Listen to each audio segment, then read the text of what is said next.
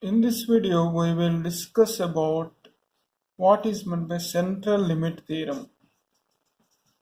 Central limit theorem.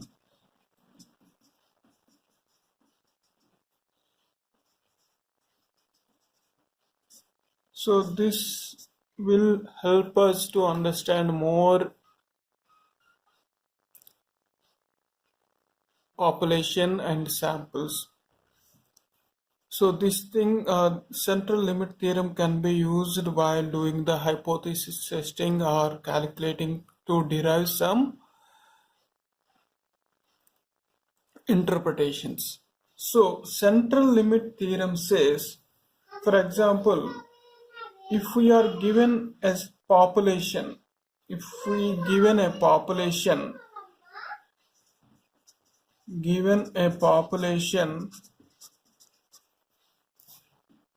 has mean, a population has a mean u, right?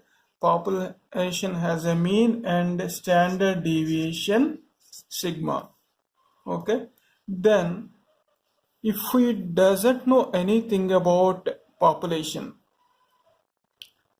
then by considering or choosing all samples of size n from that population. For example, this is our population. Okay, this entire set is our population. Then central limit theorem saying, let's consider one sample among from this population, another sample from this population, another sample from population. We need to get all the samples from this population, and based on the samples we can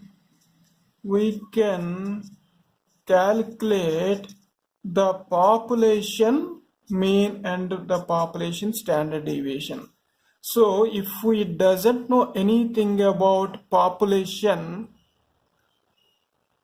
then by choosing the all samples in that population, we can calculate, or we can arrive into a position what will be the population mean and what will be the standard deviation of that population.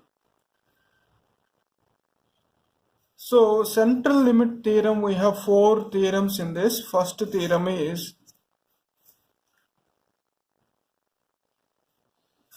the mean of the sample means. The mean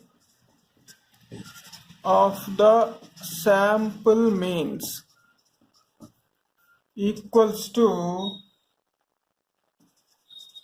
mean of the population mean.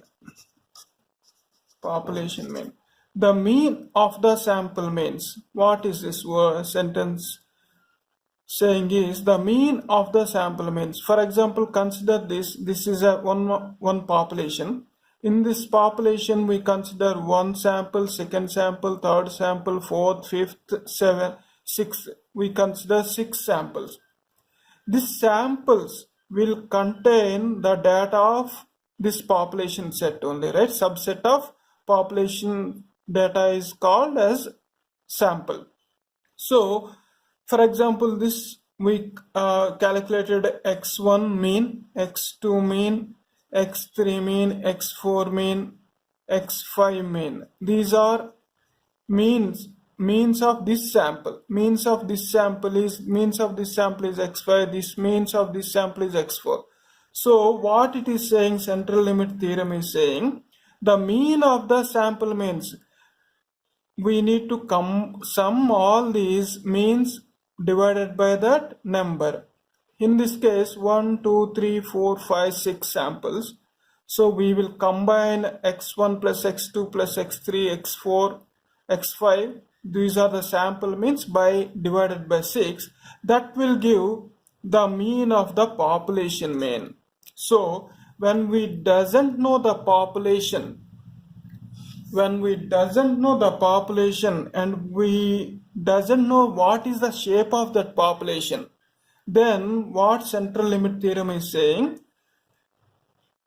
try to collect the samples, different sizes of samples. You can independent of sample sizes.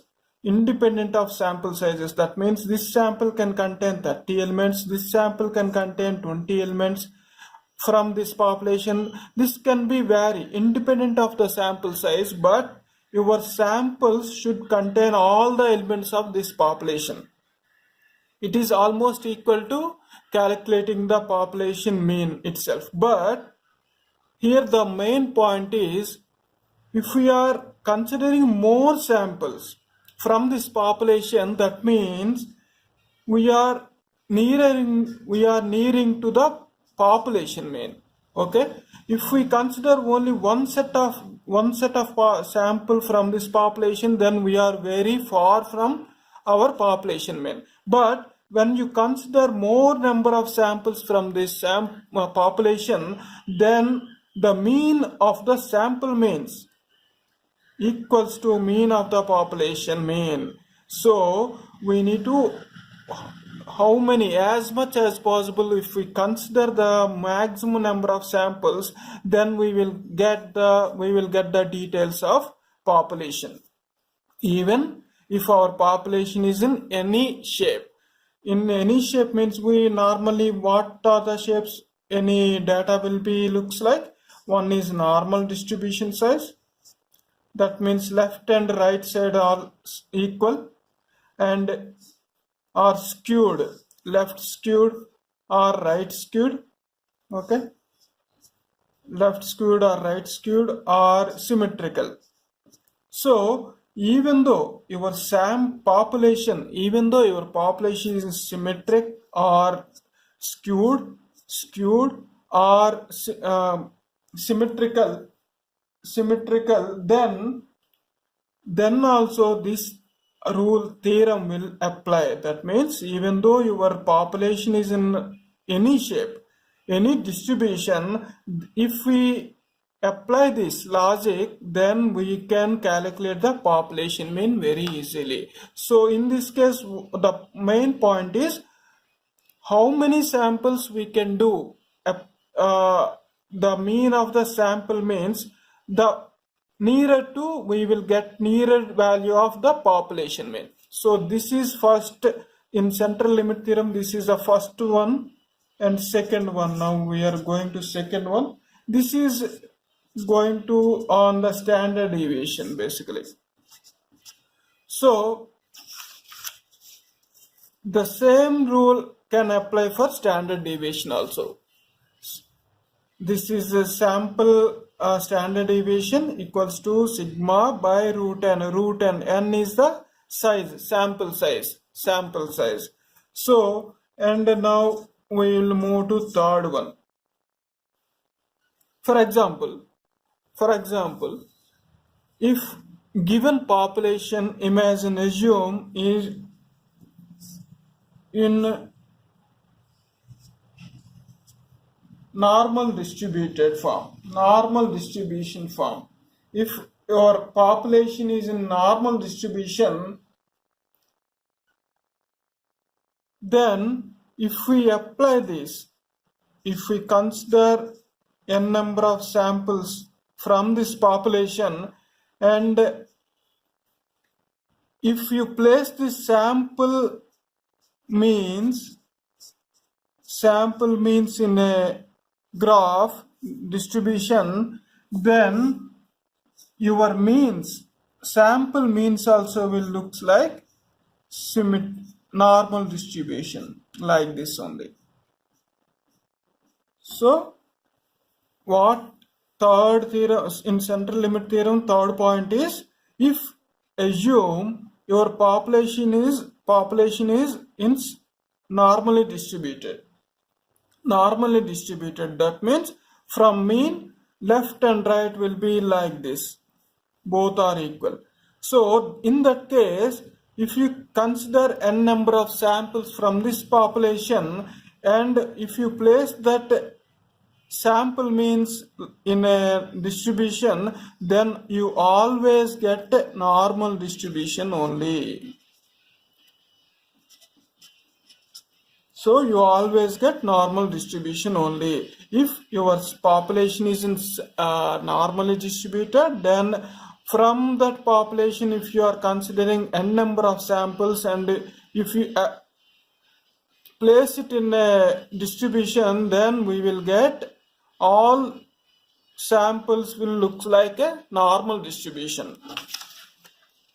Okay, so we should know why we are more concentrating on normal distribution.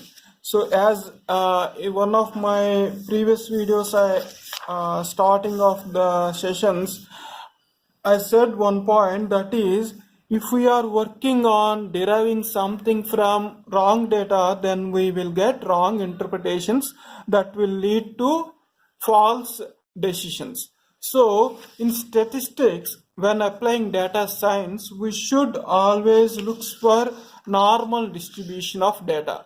On normally distributed data, if you are applying something, then you will get proper decisions. Okay, for that reason we can use central limit theorem.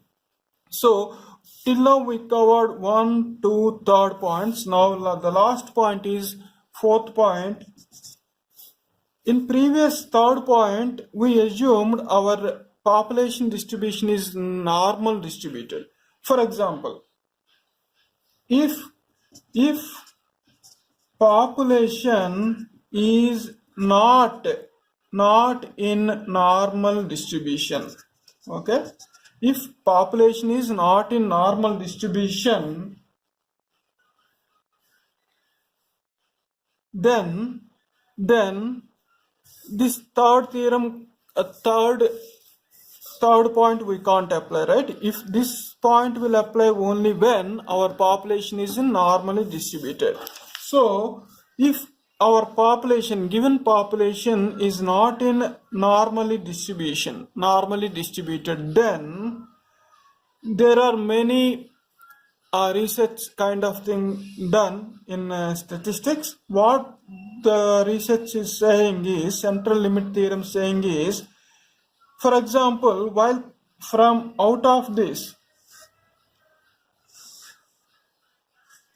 whether it is skewed, left skewed or right skewed, okay, left skewed or right skewed, if it is a population, this population is not normally distributed, right? This is like, looks like this. This is not normally distributed data. So when one population is not in normally distributed, then central limit theorem saying we need to consider the sample size. Sample size, that is n, should be greater than 30. If you are considering sample size n greater than 30 elements from this population, then what central limit theorem saying, right? If you consider all the sample size out of this population and all the n's are greater than 30, then you always get normally distributed data only.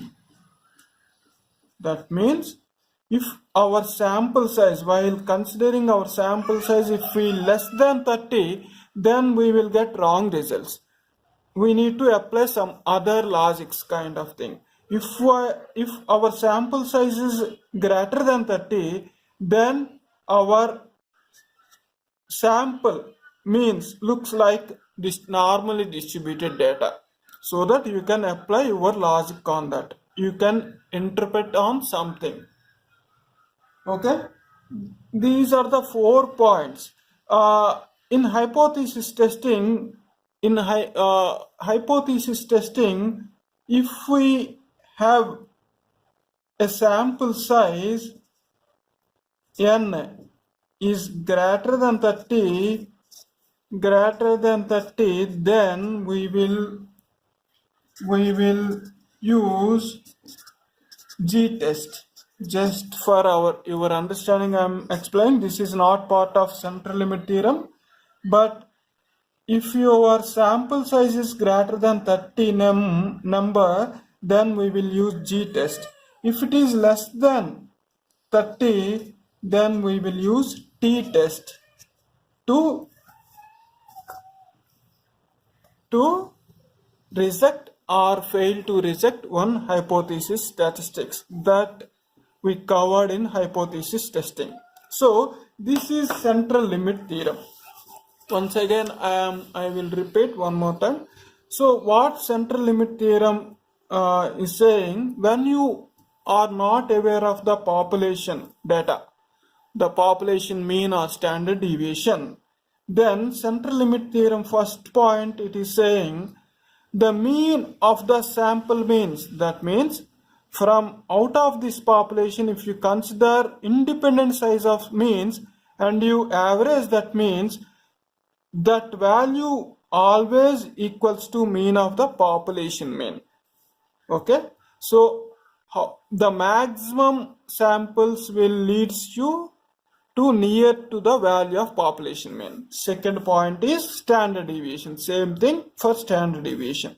Third point says, if your population is normally distributed, then independent of sample size, there is no need to consider greater than 30 or less than 30.